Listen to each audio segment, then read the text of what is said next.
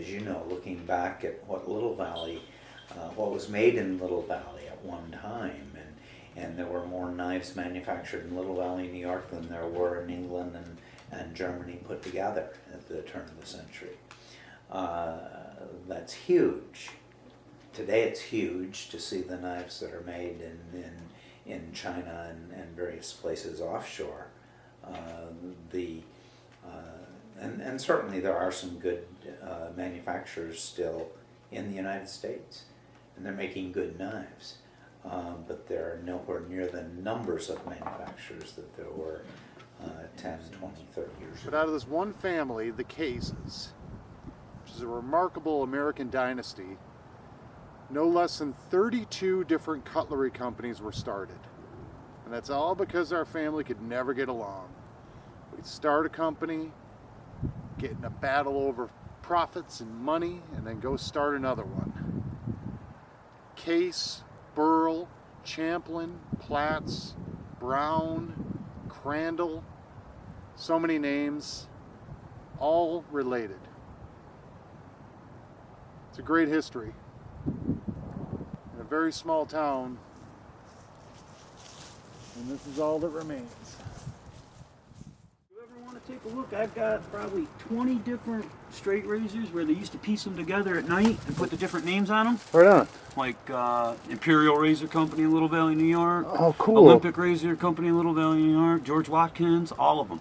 What they did was they let them have the handles. Yeah. And the razors, and they'd grind the razors down that were seconds. Yeah. And then they take the handles and put them together. So like a green lizard, one of them B-52 with the Indian chiefs on it. Right on. You'll find them with 10 different names on the blade because they would get a hold of the dies and stuff at night, and they were engraved instead of stamped. Oh man. So they would just put their name on them. Like I've got a stall knife that was made down here in 1945. Right on. And they would just engrave their name on it, but they'll have the green lizard handle, and it might say George Watkins Razor Company. Never existed. That's my man, my great-great-great-grandfather. Little baby son died hardly a year old. And Debbie, Job's first wife. If you want to understand Job and Debbie Milk's case, you got to go outside of Little Valley. Rest in peace, my people. First snowfall in western New York. They're going to get buried.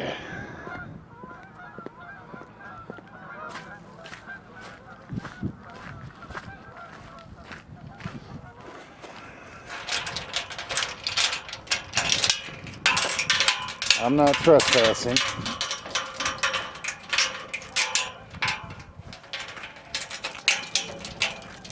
I'm visiting. Personally, I believe this is an old Indian mound, which is a perfect place to rebury.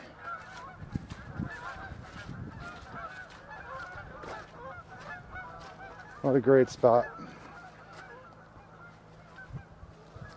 When I'm dead and gone, throw my remains right here.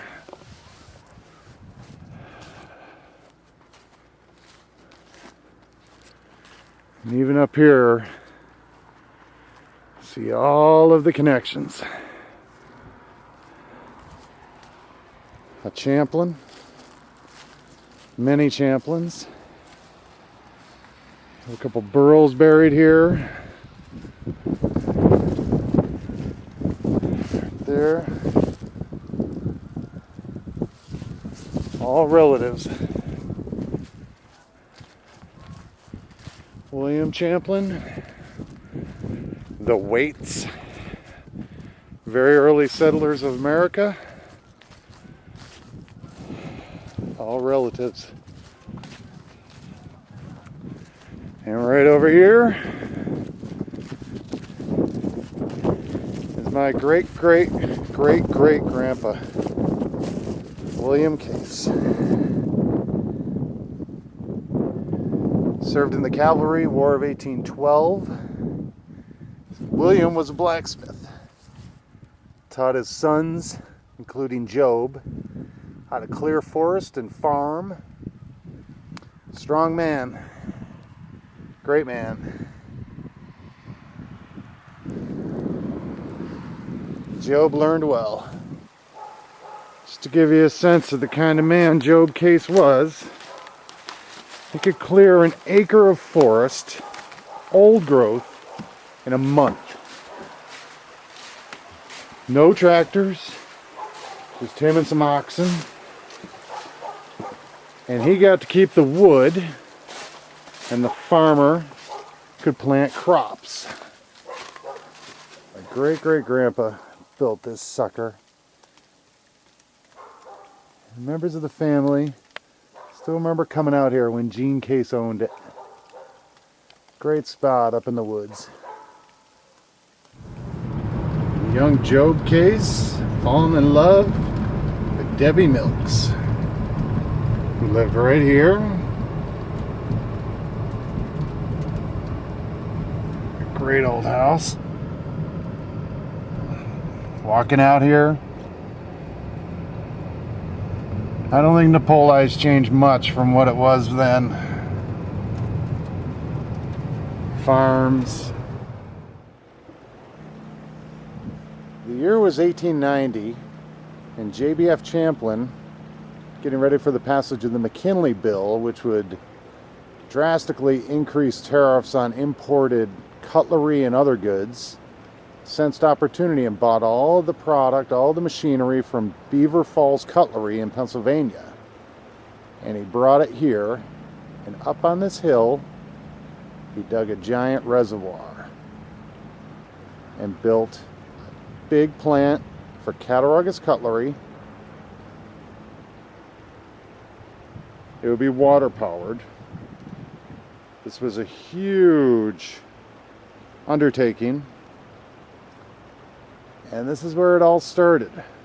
The water would plummet down the hilltop, 200 vertical feet falling to power his factory, powering the machinery and starting the first manufacturing of cutlery in Little Valley.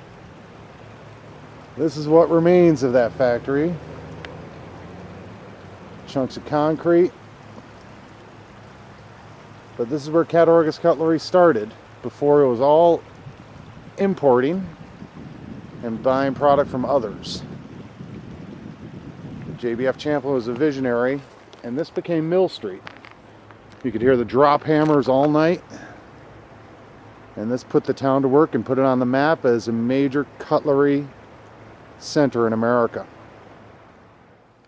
If you took all the cases and threw them in a room, back to William, Job, your great-grandfather Gene, all of them, and had a rumble, who do you think would win? Gene.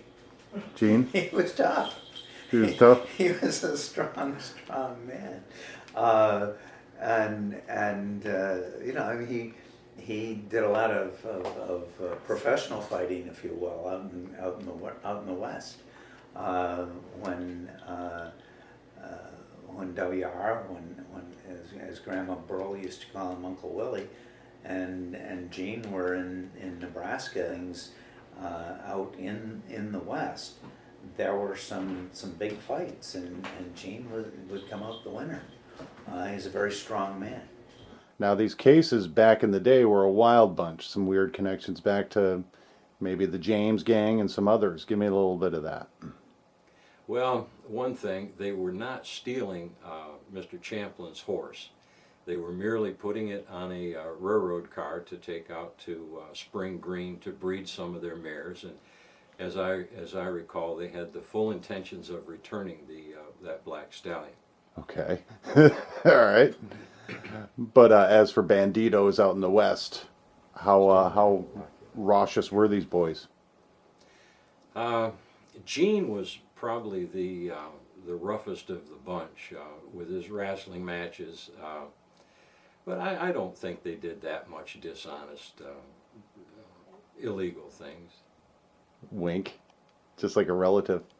Tell me about the ladies. They had to be long-suffering. They had to really put up with a lot. And even later, after Case+Brothers Cutlery and Standard Cutlery started up,